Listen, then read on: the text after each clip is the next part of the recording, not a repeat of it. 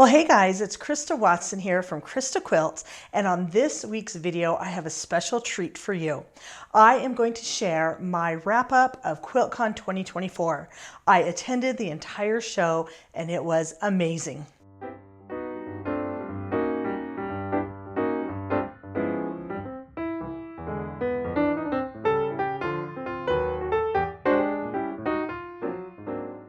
So first, a little bit of background. This was QuiltCon put on by the Modern Quilt Guild, which took place in Raleigh in February 2024.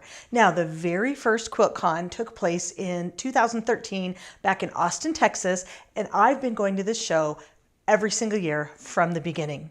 I came in as a starry-eyed newbie, went to QuiltCon, and it totally changed my life. So this show has a special place in my heart. I've taught about 5 or 6 times. I've had my quilts hung in many of the shows. I've even been on the jury one time, and that was an amazing experience. I've been a vendor, I've been a volunteer. I love this show. It's my favorite one to go to, and the quilts are amazing. So I put together a video. It's probably about 30 minutes long. First of all, talking about my experiences teaching and lecturing and meeting up with everybody. And then the second half of it, or maybe more like 2/3 of it, is my 100 favorite quilts from the show. So be sure to stick around to the very end of the video where I want to chat with you a little bit about what I'm making behind me and what I took away from this show. So without further ado, check out my experiences. Some of the audio is a little questionable. I did take some video while I was there on the show floor, and I took lots of pictures and did lots of voiceovers. So I hope this gives you a really good idea of how much fun this show was and a way to see it through my eyes. So after the first leg of our trip, our airplane turned into the QuiltCon party plane. There were quilters everywhere sporting their cute little quilted coats. We swapped stickers. People were starting to make friendship bracelets. And I happened to sit next to Diane, known as Banjo Flannel. She's a buddy of mine, and we were both teaching. So once I arrived at the show, it was time to check in and scope out my classroom. All of the classrooms had a window where you could kind of see in, and I could see all of my beautiful Berninas set up. And I had my first relaxing meal of the evening, which I thought was a very nice balance of veggies and cheesecake. Well, hey guys, good morning. I'm coming to you from QuiltCon. This is Krista Watson with Krista Quilt, and today is the opening day of QuiltCon. I'm heading out the door to get ready for my first event, which is going to be a meet and greet demo in one of the vendor booths.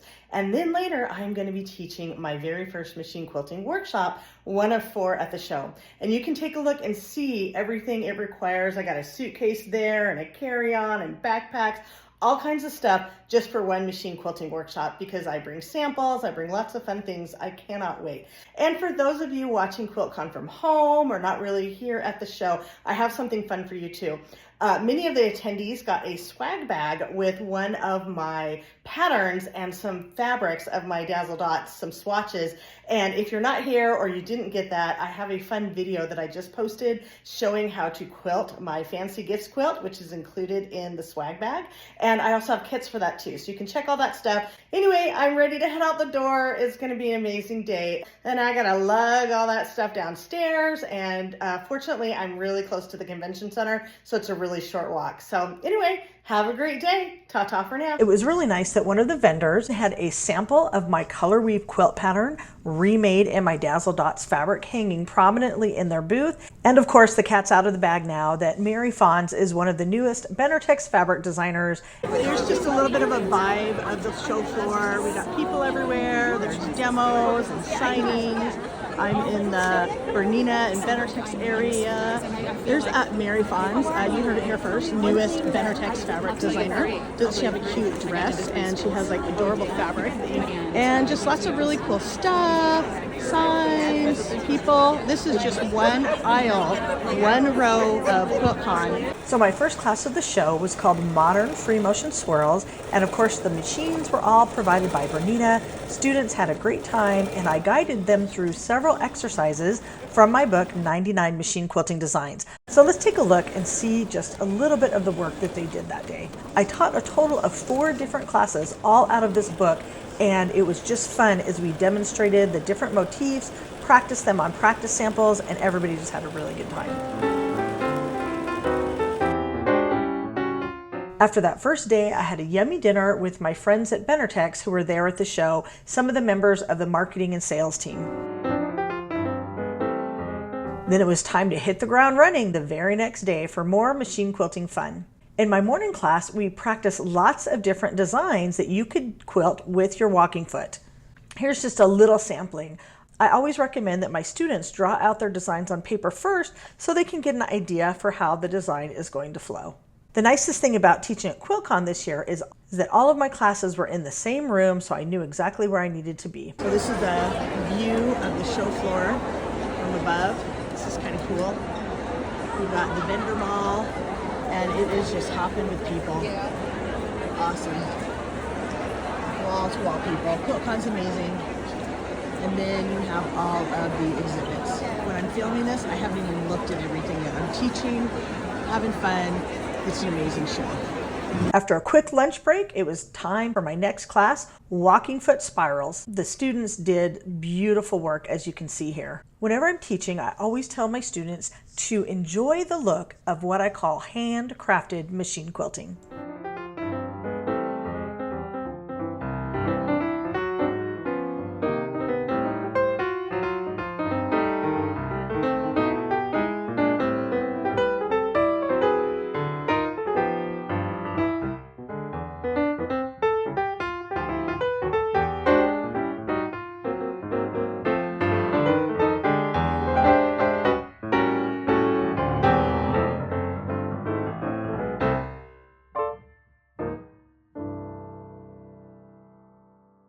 Saturday was lecture day. My morning lecture was all about prepping your quilt for domestic machine quilting, and my afternoon lecture was all about making a quilting plan. And it was really fun to see everyone as they filed in. It was a nice large lecture room, and I would say that the majority of the lectures had at least 50 to 75% attendance. In between lectures, I had a little break, and I got to hang out over in my friend Deborah's booth from Fish Museum and Circus. I had a nice little book signing, and she hosted several designers, including my friend Shelley Kavanaugh, for different book signings throughout the weekend. In between both of my lectures is when Jackie Gearing spoke, and she happened to be the keynote speaker.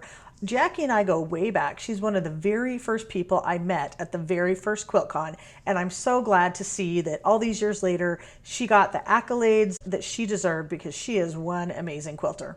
I finished off the day with my afternoon lecture. I love seeing a room full of eager students excited to learn. On the show floor, I snuck a quick picture with my friends Christopher Thompson and Shelley Walra.